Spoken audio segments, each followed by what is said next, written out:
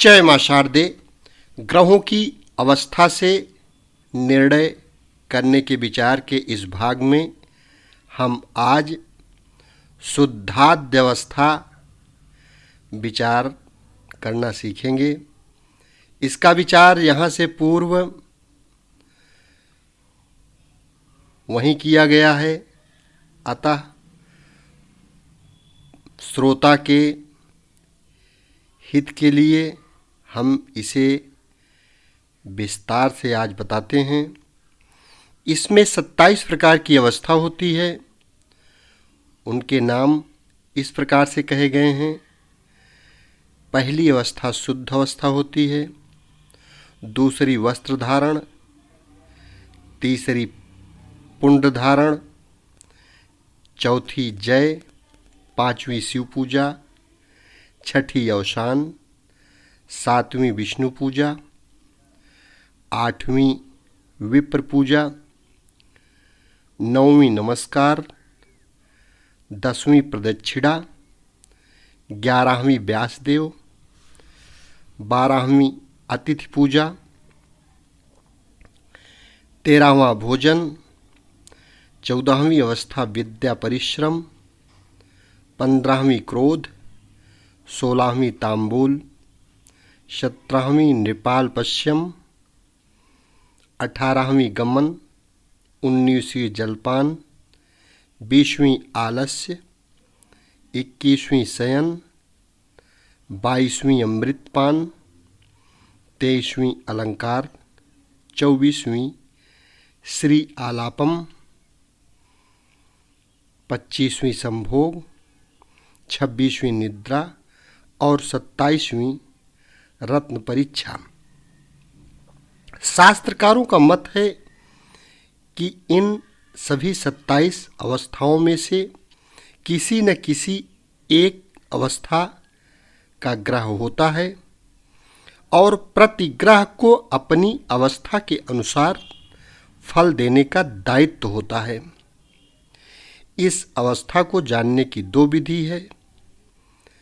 मेष राशि से लग्न पर्यंत जो संख्या आए उस संख्या को जिस ग्रह की अवस्था निकालना है उस ग्रह की राशि स्थित संख्या से गुणा कर दें और जो गुणनफल आए उसको 27 से भाग दें। जो शेष रहे उसको उस ग्रह की महादशा की संख्या से गुणा कर दें और फिर 27 से भाग दें। जो शेष रहे वही उस ग्रह की अवस्था होती है। यदि एक शेष रहे तो शुद्ध अवस्था, 2 शेष रहे तो वस्त्र धारण अवस्था। इस प्रकार से जो 27 अवस्था बताए हैं उन्हें समझना चाहिए। यदि 27 से भाग न हो सके तो जो अंक है वही रह जाएगा और यदि 27 से भाग देने पर शून्य बच जाए तो शेष 27 मानना होगा। कुंडली के मंगल की अवस्था अगर किसी काल्पनिक कुंडली के द्वारा निकालना हो तो उसकी विधि इस प्रकार से उदाहरण स्वरूप आप समझ सकते हैं। लग्न धनु राशि है। मेष से गिनने से धनु की संख्या 9 होती है। मंगल सिंह में है। मेष से मंगल तक गिनने से 5 होती है। अर्थात इस प्रकार मानिए कि धनु नवम राशि और सिंह 5वीं राशि है। अब 9 को 5 से गुणा किया तो फल 9 पचे 45 आया।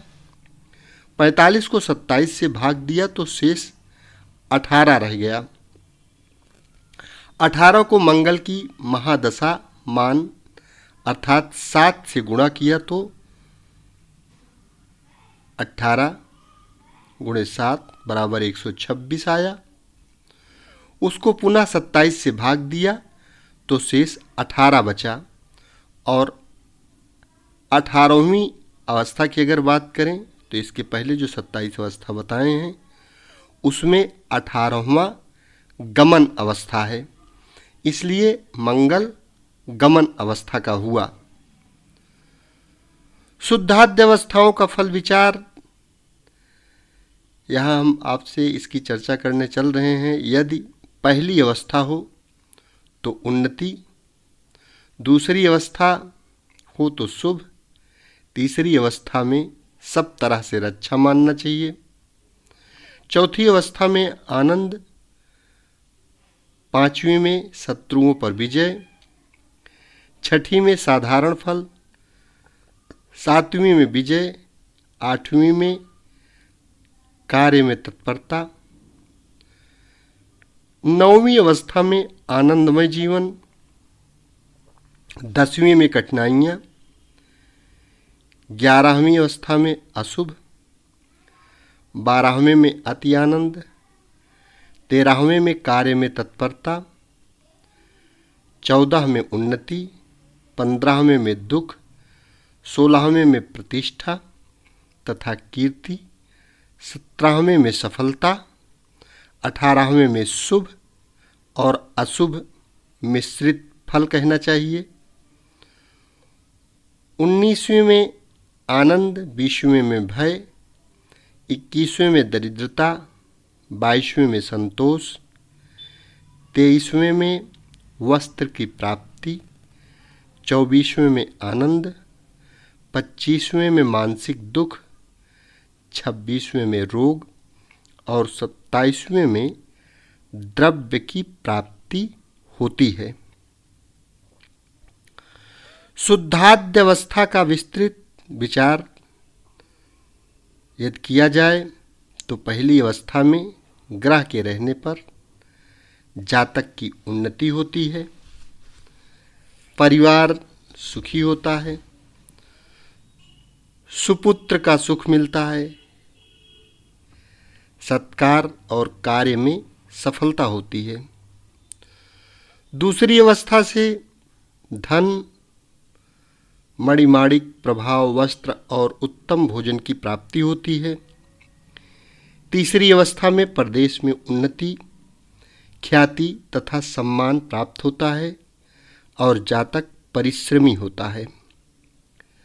चौथे में पृथ्वी से लाभ एवं उत्तम वाहन आदि का सुख होता है और जातक प्रतिष्ठा प्राप्त करता है। पांचवें में राजभय, धन का क्षय तथा लांछनाओं का भागी होता है और जातक को पृथ्वी से प्रेम होता है। छठे में धन की वृद्धि और ख्याति होती है तथा उपद्रियों के मध्य में प्रतिष्ठा प्राप्त करता है। सातवें में विद्वान परंतु दुखी और पित्त विकारी होता है। आठवें में पृथ्वी से लाभ और धन की प्राप्ति होती है। जातक के कुटुंब धनी होते हैं और शत्रुओं का क्षय होता है। नौवें में उत्तम वाहन आदि की प्राप्ति होते हैं और जातक मधुरभाषी परंतु दिखावटी होता है। 10वें में शूल आदि रोग से पीड़ा मिलती है। पित्त जनित रोग का भय, फौजदारी के मुकदमों की परेशानी होती है। 11वें में जातक को पारिवारिक सुख तथा जीवन उन्नतशील होता है। वह राजनैतिक अधिकार प्राप्त करता है।